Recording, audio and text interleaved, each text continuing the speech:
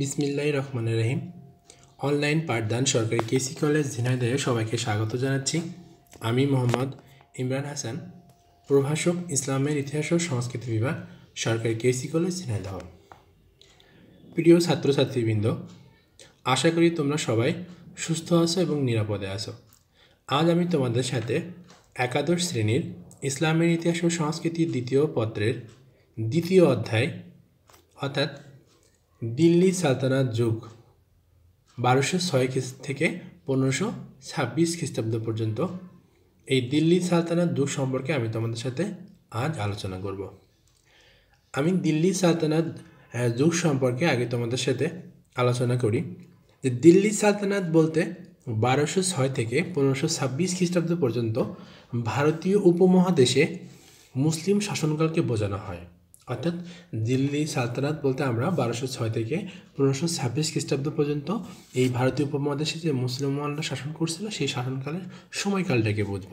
মূলত সুলতান মুইজউদ্দিন মোহাম্মদ ঘুরির মৃত্যুর পর তার যে অধিকৃত অঞ্চল, এই অঞ্চলে কুতুবউদ্দিন আইবেক 1206 খ্রিস্টাব্দে ভারতের যে স্বাধীন মুসলিম শাসনের গোড়াপত্তন করেন এবং এই কুতুবউদ্দিন আইবেক এবং তার পরবর্তী ভারতীয় যে মুসলিম শাসকবৃন্দ 1526 খ্রিস্টাব্দ পর্যন্ত তারা সুলতান উপাধি নিয়ে তাদের রাজকার্য পরিচালনা করতেন। তা আমরা এই কারণেই কিন্তু মূলত ভারতের এই মুসলিম শাসনের যে এই কাল পর্ব বা এই যুগটাকে কিন্তু দিল্লি সালতানাত যুগ বা সুলতানি আমল নামে পরিচিতি লাভ করে।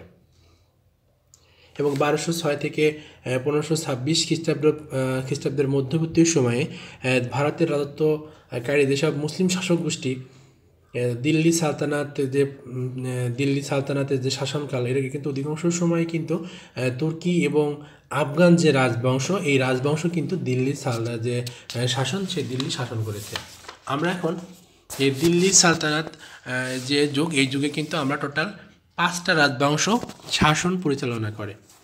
প্রথমে আছে মামলুক বা দাস বংশ, এবং এদের শাসনকালের যে সময়কালটা, এই শাসনকালটা হচ্ছে 1206 থেকে 1290 খ্রিস্টাব্দ পর্যন্ত। তারপরে খলজি বংশ, এবং খলজি বংশ 1290 খ্রিস্টাব্দ থেকে 1320 খ্রিস্টাব্দ পর্যন্ত তারা এই দিল্লি সালতানাত শাসন করেছে। তারপর তুগলক বংশ, এবং তুগলক বংশের যে শাসনকাল সেটা হচ্ছে 1320 থেকে 1413 খ্রিস্টাব্দ পর্যন্ত। তারপরে যে রাজবংশ দিল্লি সালতানাত শাসন করেছে সেটা হচ্ছে সৈয়দ বংশ, এবং এরা 1413 থেকে 1451 খ্রিস্টাব্দ পর্যন্ত এই দিল্লি সালতানাত শাসন করেছে। তারপরে হচ্ছে লোদি বংশ, এবং এই লোদি বংশ কিন্তু এই দিল্লি সালতানাতের শেষ রাজবংশ, যারা 1451 থেকে 1526 খ্রিস্টাব্দ পর্যন্ত তারা শাসন করেছে।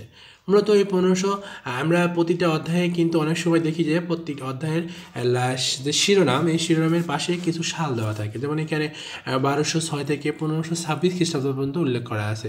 এই দুইটা সালই কিন্তু গুরুত্বপূর্ণ, এবং এই দুইটা সালেই কিন্তু দুইটা গুরুত্বপূর্ণ ঘটনা সংঘটিত হয়েছে। যেমন 1206 খ্রিস্টাব্দে কুতুবউদ্দিন আইবেক এই দিল্লি সালতানাতের সূচনা করেছেন, এবং 1526 খ্রিস্টাব্দ অর্থাৎ আমরা জানি যে 1526 খ্রিস্টাব্দে এই লোদি বংশের যে শেষ শাসক ইব্রাহিম লোদির সাথে মুঘল বংশের যে প্রতিষ্ঠাতা জলালুদ্দিন মোহাম্মদ বাবর, এই বাবরের মধ্যে কিন্তু পানিপথের প্রথম যুদ্ধ সংঘটিত হয়েছিল, এবং এই 1526 সালেই কিন্তু দিল্লি সালতানাতের সমাপ্তি হয়, এবং 1526 সালে কিন্তু মুঘল বংশের সূচনা হয়।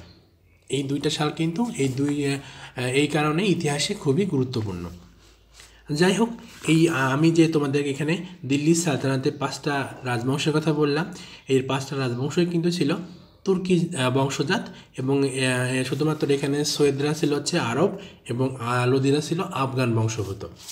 যাই হোক, আমরা এখন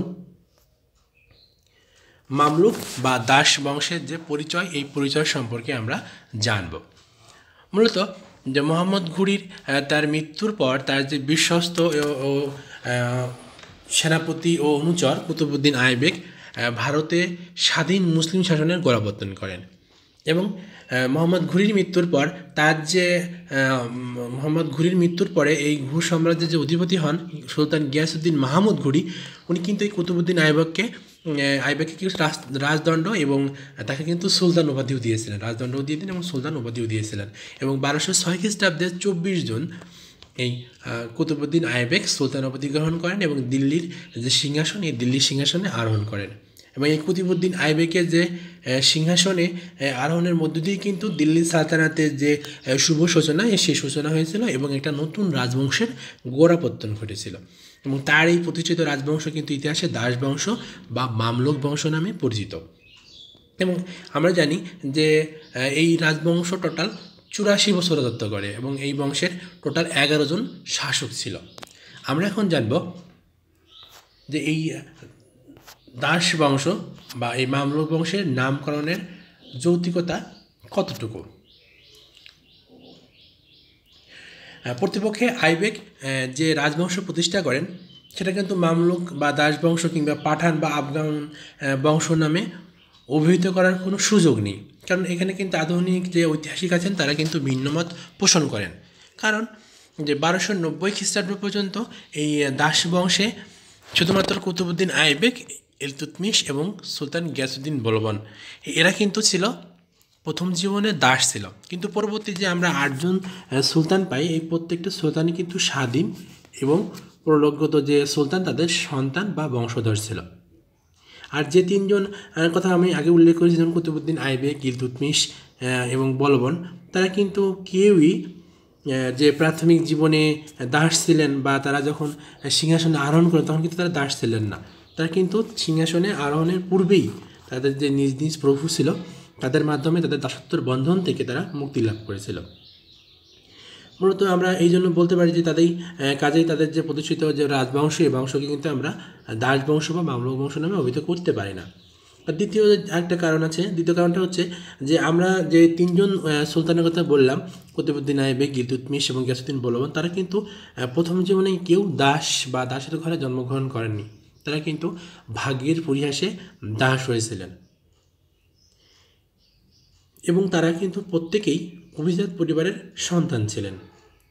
আমরা কিন্তু এই উপরের যে তথ্য, এই দুইটা যুক্তি এবং তথ্যর মাধ্যমে কিন্তু আমরা বলতে পারি যে এই কুতুবউদ্দিন আইবেকের প্রতিষ্ঠিত যে রাজবংশ, এই রাজবংশকে কিন্তু মামলুক বা দাসবংশ নামে অভিহিত করার কোনো সুযোগ নেই। এই জন্য অনেক ঐতিহাসিক, বর্তমানে আধুনিক যারা ঐতিহাসিকগণ, তারা কিন্তু এই যে কুতুবউদ্দিন আইবেক প্রতিষ্ঠিত যে রাজবংশ, এই রাজবংশ কিন্তু প্রাথমিক যুগের দিল্লির তুর্কি সালতানাত নামে অভিহিত করেছেন বা the early Turkish sultanate of Delhi নামে অভিহিত করেছেন। যাই হোক, কারণ কিন্তু আছে যে এখানে কেন তুর্কি সালতানাত বলা হচ্ছে। মূলত কিন্তু আমরা দেখতে পাই যে এই বংশের যে সুলতানগণ তারা কিন্তু ভিন্ন পরিবারভুক্ত হলেও তারা জাতিতে কিন্তু সবাই তুর্কি ছিল। এই কারণে কিন্তু এই যে তাদেরকে দিল্লি প্রাথমিক যুগে দিল্লির তুর্কি সালতানাত নামে অভিহিত করার পক্ষে আধুনিক ঐতিহাসিকগণ। আমরা এখন এই দাস বংশের যে বা এই প্রাথমিক দিল্লির যে তুর্কি সালতানাত, এই যে বংশের প্রতিষ্ঠাতা অর্থাৎ দিল্লি সালতানাতের যে প্রতিষ্ঠাতা কুতুবউদ্দিন আইবেক, এই কুতুবউদ্দিন আইবেক সম্পর্কে জানব। আমরা জানি যে কুতুবউদ্দিন আইবেকের প্রকৃত নামও কিন্তু কুতুবউদ্দিন আইবেক এবং তিনি ভারতের দাস বা দিল্লি সালতানাতের প্রতিষ্ঠাতা ছিলেন এবং তার যে আদিনিবাস কিন্তু তুর্কিস্তানে এবং তিনি 1150 খ্রিস্টাব্দে তুর্কিস্তানে জন্মগ্রহণ করেন। এবং আমরা তার নামের সাথে কিন্তু আইবেক শব্দটি আমরা দেখতে পাচ্ছি এবং এই আইবেক শব্দের কিন্তু যে শব্দের যে অর্থ বা কেন তার নামের শেষে আইবেক শব্দটি যুক্ত হয়েছে এটা কিন্তু বিভিন্ন ঐতিহাসিকগণ বিভিন্ন যুক্তিতর্ক উপস্থাপন করেছেন। যেমন আইবেক শব্দের অর্থ কিন্তু চন্দ্র দেবতা। তোমাদের পরীক্ষায় কিন্তু অনেক সময় আসে যে আইবেক শব্দের অর্থ কী। আইবেক শব্দের অর্থ হচ্ছে চন্দ্র দেবতা এবং অনেকে মনে করেন যে তিনি চন্দ্রগ্রহণকালে জন্মগ্রহণ করেছিলেন, এই জন্য তার নামের শেষে আইবেক শব্দটি যুক্ত করা হয়েছে।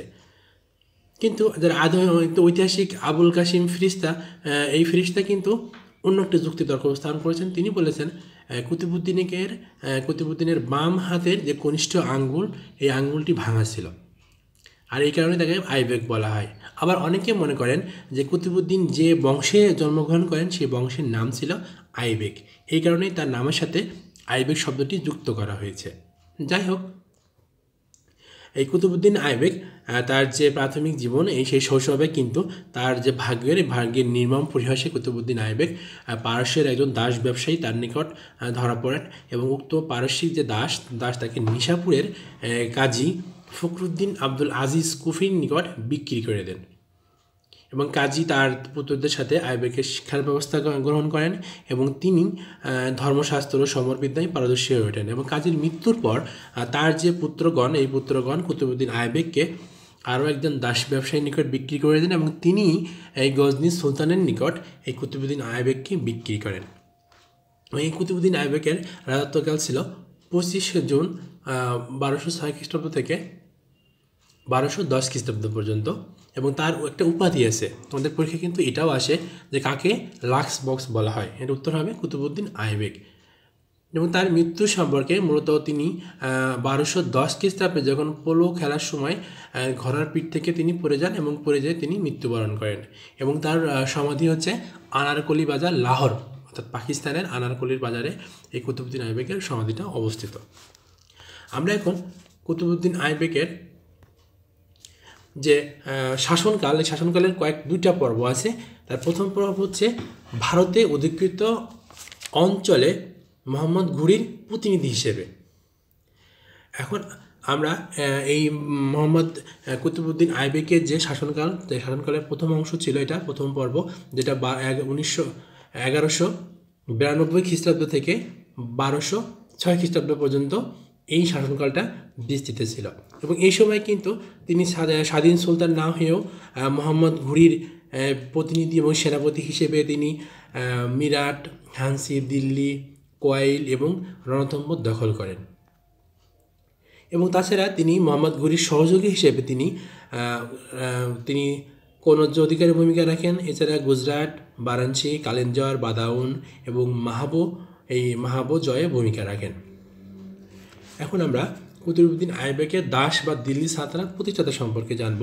মূলত মোহাম্মদ ঘুরি আমি আগেও তোমাদের সাথে আলোচনা করেছি যে মোহাম্মদ ঘুরির কোনো পুত্র সন্তান ছিল না এবং তিনি যখন মারা যান, তার মারা যাওয়ার পরে কিন্তু তার অধীনে যারা দাস ছিল তাদের মধ্যে তাজউদ্দিন ইয়ালদুস, নাসিরউদ্দিন কুবাচা এবং কুতুবুদ্দিন আইবেক, কুতুবুদ্দিন আইবেক এই তিনজন সার্বভৌম ক্ষমতা দখলে তৎপর হয়ে ওঠেন। এই তিনজনের মধ্যে কিন্তু আবার কুতুবুদ্দিন আইবেকই সবচেয়ে যোগ্য এবং বিশ্বস্ত ছিলেন মোহাম্মদ ঘুরি এবং ঘুরি কিন্তু তার জীবনদশাতেই কিন্তু কুতুবুদ্দিন আইবেককে ভারতের যে বিস্তৃত অঞ্চল, এই অঞ্চলে তাকে প্রতিনিধি হিসেবে নিয়োগ করেছিলেন এবং মালিক উপাধি দিয়েছিলেন এবং মোহাম্মদ ঘুরির মৃত্যুর 3 মাস পর অর্থাৎ 1206 খ্রিস্টাব্দের 24 জুন লাহোরে কিন্তু আনুষ্ঠানিকভাবে তিনি ভারতীয় মুসলিম রাজ্যের সুলতান হিসেবে কুতুবুদ্দিন আইবেক ক্ষমতা গ্রহণ করেন এবং এই ক্ষমতা গ্রহণের মধ্যে দিয়ে কিন্তু দিল্লি সালতানাত অর্থাৎ দাসবংশের এবং দিল্লি সালতানাতের শুভ সূচনা ঘটে। আমরা এখন কুতুবুদ্দিন আইবেকের যে প্রাথমিক সমস্যা এবং এই সমস্যার সমাধানে তার যে গৃহীত পদক্ষেপ, এই পদক্ষেপ সম্পর্কে আমি তোমাদের সাথে এখন আলোচনা করব।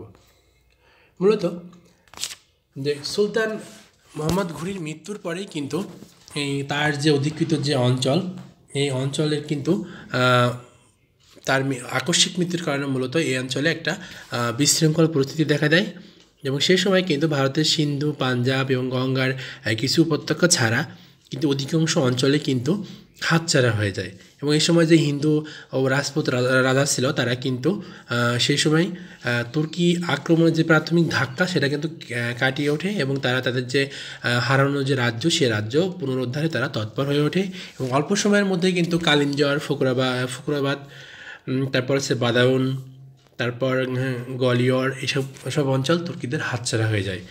তাছাড়া সেই সময় কিন্তু ইখতিয়ার উদ্দিন মোহাম্মদ বিন বখতিয়ার খলজির হত্যাকাণ্ড হয় এবং এই হত্যাকাণ্ডের ফলে বাংলা এবং এই অঞ্চলে খলজি মালিকদের যে ক্ষমতা লড়াইয়ের যে দখল, সেটা কিন্তু বাংলার এই অঞ্চলে একটা বিশৃঙ্খল পরিস্থিতির সৃষ্টি করে। যাই হোক, কুতুবুদ্দিন আইবেক কিন্তু এই যে তার যে প্রাথমিক যে সমস্যা, এই সমস্যার সমাধানে হাত গুটিয়ে বসে থাকেননি। তিনি এই সব সমস্যার সমাধানের জন্য কিছু পদক্ষেপ গ্রহণ করেন। আমরা সেই পদক্ষেপগুলো সম্পর্কে এখন জানব। মূলত কুতুবুদ্দিন আইবেকের কিন্তু যে একটা নীতি ছিল, তিনি কিন্তু রাজ্য সম্প্রসারণ নয়, বরং তিনি সাম্রাজ্যের নিরাপত্তা এবং স্থিতিশীলতার দিকে বেশি মনোযোগী হন। তিনি বুঝতে পেরেছিলেন যে তার পক্ষে কিন্তু বর্তমানে তার যে রাজত্বের সূচনাকালেই যে বড় একটা আঘাত এসেছে, এই আঘাতের সময় কিন্তু তার পক্ষে রাজ্য জয় করা সম্ভব ছিল না। মূলত তিনি তার অধিকৃত যে অঞ্চল, এই অঞ্চলে তার যে শাসন, এই শাসনটাকে আরও দৃঢ় করার জন্য অনেকগুলো পদক্ষেপ গ্রহণ করেন। মূলত তিনি সে সময় ভারতের যে পারস্যের যে খাওয়ারিজম শাহ, এই খাওয়ারিজম শাহকে কিন্তু তিনি যে গজনি থেকে বের করে দেন এবং তিনি পাঞ্জাবে আশ্রয় গ্রহণ করেন। তাছাড়া তিনি বাংলার এই অঞ্চলে যে অর্থাৎ ইখতিয়ার উদ্দিন মোহাম্মদ বিন বখতিয়ার খলজির মৃত্যুর পর তিনি আলী মদ্দান খলজিকে বাংলার যে শাসন অর্পণ করেন এবং অর্পণ করে বাংলার এই অঞ্চলে শৃঙ্খলা ফিরিয়ে আনেন। মূলত তার যে শাসনকাল, এই শাসনকাল কিন্তু অনেক সংক্ষিপ্ত ছিল, অর্থাৎ 1206 থেকে 1210 খ্রিস্টাব্দ পর্যন্ত এই 4 বছর। মূলত তার সময় কিন্তু তার যে সাম্রাজ্যের কোনো সম্প্রসারণ হয়নি, কিন্তু তিনি সেই সময় যে দিল্লি সালতানাত অথবা রাজবংশের প্রতিষ্ঠায় যে প্রাথমিক যে ধাক্কা, সেই ধাক্কাকে তিনি শক্ত হাতে দমন করতে সক্ষম হয়েছিলেন এবং তিনি কিন্তু তার যে আগ্রাসী এবং বিরোধী যে শক্তিসমূহ, এই সমস্ত শক্তিসমূহ কিন্তু তিনি প্রতিহত করেন এবং পাশাপাশি তিনি নিজ নামে খুতবা পাঠের ব্যবস্থা করেন। মূলত তার যে লক্ষ্য ছিল হচ্ছে তার যে অধিকৃত অঞ্চল, এই অঞ্চলে নিজের সার্বভৌম কর্তৃত্বকে আরও সুদৃঢ় করা, এবং তিনি কিন্তু সে কাজে সক্ষম হয়েছিলেন। আমরা এখন কুতুবউদ্দিন আইবেকের চারিত্রিক বৈশিষ্ট্য ও কৃতিত্ব সম্পর্কে জানব। প্রথমেই তার চারিত্রিক বৈশিষ্ট্য। কুতুবউদ্দিন আইবেক কিন্তু উন্নত চরিত্রের অধিকারী ছিলেন এবং তার সম্পর্কে ঐতিহাসিক ঈশ্বরী প্রসাদ বলেন, আইবেক ছিলেন ক্ষমতাধর এবং সুযোগ্য শাসক। তিনি সর্বদা উঁচু স্তরের চারিত্রিক দৃঢ়তা বজায় রাখতেন এবং তার সময় কিন্তু যে তারিকি মুবারক সেই বা তাজুল মাসির যে গ্রন্থের প্রণেতা, তারা কিন্তু তার সম্পর্কে তার যে চরিত্র, এই চরিত্রের কিন্তু ভূয়সী প্রশংসা করেছেন এবং তার যে অসীম উদারতা এবং দানশীলতা, এই দানশীলতা এবং অসীম উদারতার জন্য কিন্তু তিনি ইতিহাসে লাক্স বক্স নামে পরিচিত। এবং তিনি একজন ধর্ম অনুরাগী এবং ইসলামের অনুশাসনের প্রতি শ্রদ্ধাশীল ছিলেন। তবে কিন্তু তিনি কখনোই ধর্ম অন্ধ ছিলেন না, তিনি পর ধর্ম সহিষ্ণুতাও তার মধ্যে বিদ্যমান ছিল। এখন আমরা তার কৃতিত্ব সম্পর্কে জানব।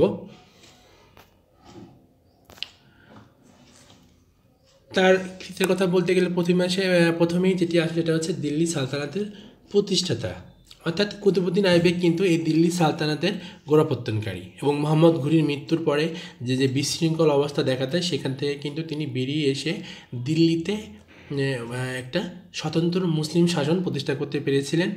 এবং মূলত তার যে ভারত বিজয় এবং রাজ্য প্রতিস্থাপনে মোহাম্মদ ঘুরির ছিল তার কিন্তু প্রেরণা দাতা, এবং তিনি কিন্তু মোহাম্মদ ঘুরির যে বাকি কাজ, অর্থাৎ আইবেকই কিন্তু মূলত এই পরিকল্পনার উদ্যোক্তা এবং দিল্লি সালতানাতের যে ভিত্তি, এই ভিত্তি কিন্তু কুতুবউদ্দিন আইবেকই সবচেয়ে বেশি সুদৃঢ় করেছিল এবং এই দিল্লি সালতানাতের শুভ সূচনা যে ঘটাতে তিনি সক্ষম হয়েছিলেন।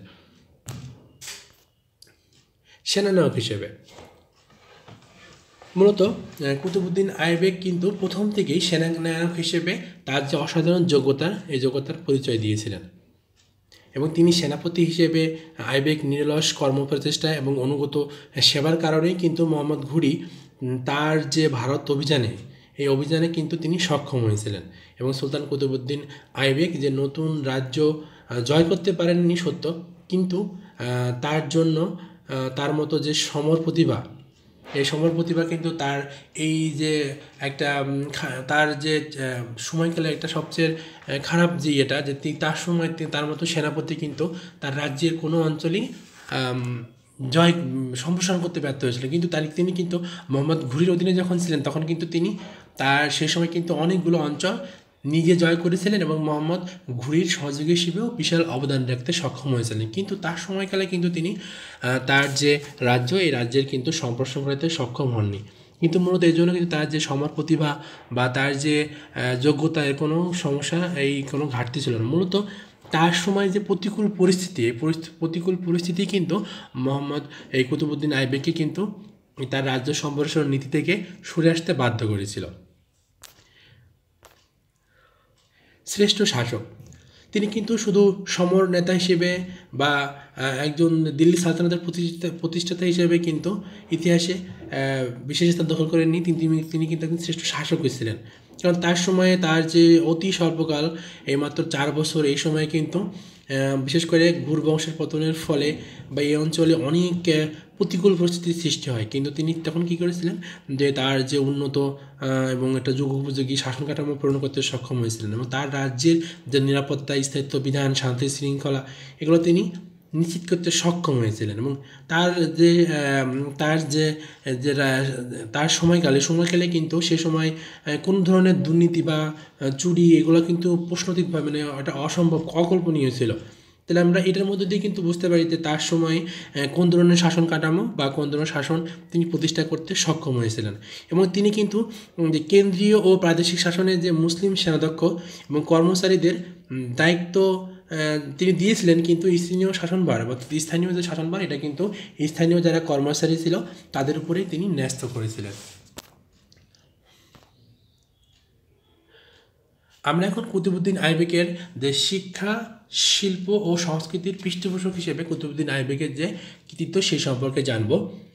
কুতুবউদ্দিন আইবেক কিন্তু শিক্ষা, শিল্প ও সংস্কৃতি প্রতি একজন অনুরাগী শাসক ছিলেন এবং তার সময় কিন্তু আমরা জানি যে তারিকি মোবারক শাহীর গ্রন্থের যে প্রণেতা ইয়াহিয়া বিন আহমদ আস-সারহিন্দি এবং তাজুল মাসির গ্রন্থের রচয়িতা ঐতিহাসিক হাসান নিজামীর মতো যে ঐতিহাসিক তারা কিন্তু তার নামের সাথে বিশেষভাবে জড়িয়ে আছে। এবং হাসান নিজামী তার যে গ্রন্থ তাজুল মাসির, এই তাজুল মাসির গ্রন্থ কিন্তু সুলতানের নামে উৎসর্গ করেছিলেন। এবং স্থাপত্যের দিক দিয়েও কিন্তু সুলতানের একটা বিশেষ অনুরাগ লক্ষ্য করা যায়। তিনি দিল্লির কুয়াত উল ইসলাম এবং আজমিরের আড়াইদিন কা ঝোপড়া মসজিদ তার স্থাপত্যের একটা প্রকৃষ্ট নজির। আমরা কিন্তু ছবিতে কুয়াতুল ইসলাম মসজিদ এবং আড়াইদিন কা ঝোপড়া ছবি দেখতে পাচ্ছি। এবং তাছাড়াও কিন্তু তিনি 1192 খ্রিস্টাব্দে তিনি রাজ্য বিজয়ের স্মারক এবং ইসলামের বিজয়গাথা বিশ্ব দরবারে উপস্থাপন করার জন্য কুতুবউদ্দিন আইবেক কুতুব মিনার নামে একটি বিজয় স্তম্ভের নির্মাণের কাজ শুরু করেন। এটা কিন্তু একটা এই এলাকায় মুসলিম বিজয়ের একটা স্মারক স্বরূপ একটা বিজয় স্তম্ভ কিন্তু এই কুতুব মিনার, যেটা তিনি 1192 খ্রিস্টাব্দে এই কুতুব মিনার নির্মাণের কাজ তিনি শুরু করেন। কিন্তু তিনি কিন্তু এই যে এই মিনারের কাজ তিনি শেষ করে যেতে পারেননি। মূলত এই মিনারের যে কাজ শেষ করেন হচ্ছে সুলতান ইলতুৎমিশ। এবং এই কুতুব মিনার সম্পর্কে কিন্তু তোমরা অনেকের নাম শুনেছো এবং তোমাদের পরীক্ষাতে কিন্তু কুতুব মিনার সম্পর্কে আসে। বিশেষ করে এই কুতুব মিনারের নামকরণ কী অনুসারে করা হয়েছে এটা কিন্তু প্রায় পরীক্ষাতে আছে। তোমরা কিন্তু অনেকেই কুতুবউদ্দিন আইবেকের কথা উত্তর করো, কিন্তু যেটা কিন্তু ভুল। মূলত এই কুতুব মিনারের নামকরণ করা হয়েছিল প্রখ্যাত সাধক কুতুবউদ্দিন বখতিয়ার কাকির নাম অনুসারে এই মিনারটির নামকরণ করা হয়েছে কুতুব মিনার।